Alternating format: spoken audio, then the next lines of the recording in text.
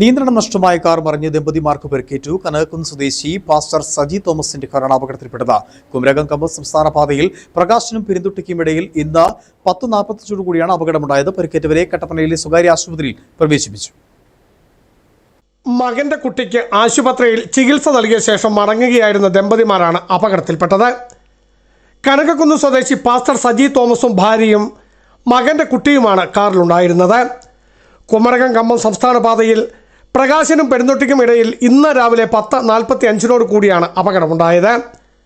പ്രകാശ് ഭാഗത്തു നിന്നും ഇറങ്ങി വന്ന കാർ ചെങ്കുത്തായ വളവിൽ നിയന്ത്രണം വിട്ട് മറിയുകയായിരുന്നു. അമിത വേഗതയിൽ വന്ന കാർ എതിർദിശയിൽ നിന്നും വന്ന വാഹനം കണ്ട് വെട്ടിച്ചു മാറ്റുന്നതിനിടയിലാണ് നിയന്ത്രണം നഷ്ടമായി തലകീഴായി മറിഞ്ഞത്. പരിക്കേറ്റവരെ കട്ടപ്പന സ്വകാര്യ ആശുപത്രിയിൽ പ്രവേശിപ്പിച്ചു. ആരുടെയും നില ഗുരുതരമല്ല. ബിജു വൈശൻ പറമ്പിൽ, ഇടുക്കി വിഷൻ ന്യൂസ്, ഇടുക്കി.